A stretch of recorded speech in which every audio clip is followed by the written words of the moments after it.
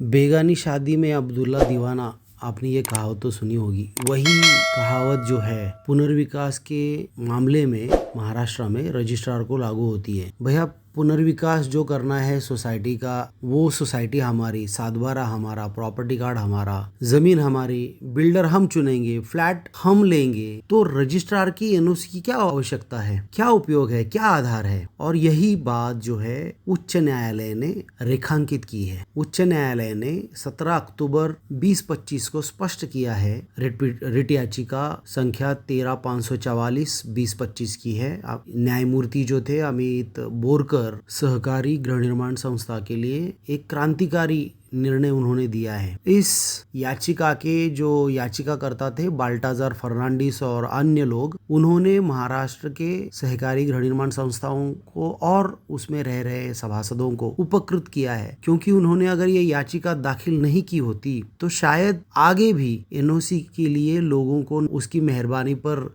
रहना पड़ता और जो पुनर्विकास की प्रक्रिया है वो आगे और ज़्यादा विलंब उसमें होने की संभावना भी लगी रहती। तो हमें न्यायाधीश अमित बोरकर जी और याचिकाकर्ता दोनों का आभार प्रकट करना चाहिए, धन्यवाद देना चाहिए। पुनर्विकास की जो प्रक्रिया है उस प्रक्रिया में रजिस्ट्रार से एनओसी लेने का कोई भी प्रावधान जो है कोऑपरेटिव एक्ट में नहीं है और रजिस्ट्रार के पास भी ऐसी एनओसी देने का कोई अधिकार नहीं है। जो सोसाइटी की जनरल बॉडी है वो जनरल बॉडी सर्वोच्च है, संप्रभु है और इसने जो जनरल बॉडी है उसने जो निर्णय लिया है वो अंतिम होगा। और पुनर्विकास के बारे में 4 जुलाई 2019 का जो सरकारी परिपत्रक है उसके अनुसार रजिस्ट्रार की भूमिका केवल एक अवलोकन और रिकॉर्ड रखने तक सीमित है। निरीक्षक के रूप में उनकी भूमिका जो है वो सीमित है, उससे ज्यादा उनका कोई काम नहीं है। और यही बात जो है उच्च न्यायालय द्वारा की गई एक अत्यंत महत्वपूर्ण टिप्पणी है। महाराष्ट्र में कई सोसाइटियां जो है वो रजिस्ट्रार कार्यालय की अनुमति एनओसी के चक्कर में फंसी पड़ी थी और पुनर्विकास जो है रुका हुआ था। कानूनन रजिस्ट्रार की भूमिका सिर्फ निरीक्षक की है। इस जजमेंट ने महाराष्ट्र में पुनर्विकास में क्रांतिकारी बदलाव लाया हुआ है और अब पुनर्विकास की प्रक्रिया जल्द हो सकती है। निबंधक के ऊपर अब अवलंबिता जो है वो कम होगी, नहीं होगी, पूरी तरह से वो खत्म हो चुकी है। महाराष्ट्र सरकार का जो 4 जुलाई 2000 का एक परिपत्रक है उसके लिए मेरा उसको बहुत ही बारीकी से मैंने एक्सप्लेन किया हुआ है। उसका एक वीडियो है चैनल पर, आप देख सकते हैं। ये जो परिपत्रक है उसमें जो मार्गदर्शक सूचनाएं सारी सहकारी गृह निर्माण संस्थाओं को दी गई है वो किस तरह से हर फ्लैट ओनर के राइट्स को प्रोटेक्ट करती है, बहुत बारीकी से अध्ययन करके समझाया गया है। वो आपने सुनना चाहिए। तो अब पुनर्विकास में एनओसी का जो रोड़ा था वो पूरी तरह से खत्म हो चुका है, क्योंकि न्यायाधीश महोदय ने महाराष्ट्र सरकार को ये निर्देशित किया है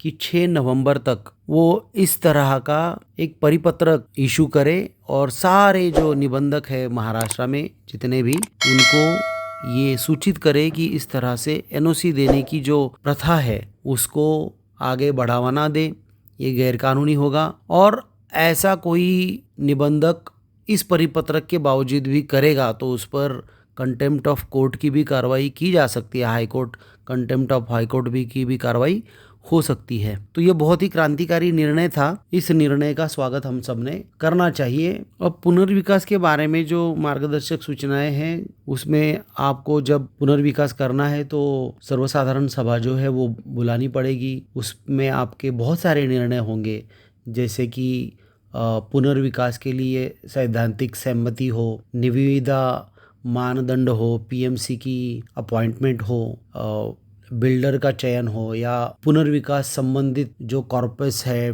बैंक गारंटी है, समय सीमा, जुर्माना, एस्क्रो वगैरह, ये सारे निर्णय लेकर आपको 15 दिन के भीतर एमओएम नोटिस, उसके साथ जो एक अहवाल है वो आपको निबंधक कार्यालय में जमा करना है। उसके अलावा और कुछ काम अब निबंधक का कोई बचा हुआ नहीं है। 4 जुलाई 2019 का जो जीआर है उसके तहत निबंधक जो है उनका काम सिर्फ एक निरीक्षक के तौर पर है और जिस दिन सोसाइटी की पुनर्विकास संबंधित जनरल बॉडी की मीटिंग होगी उस दिन उन्होंने सिर्फ अपना एक प्रतिनिधि उस मीटिंग में भेजना है जो प्रतिनिधि जनरल बॉडी का कोरम हो, कार्यवृत्त हो, वोटिंग हो, तो सहकार अधिनियम जो है उसको अभिप्रेत ये जनरल बॉडी होनी चाहिए।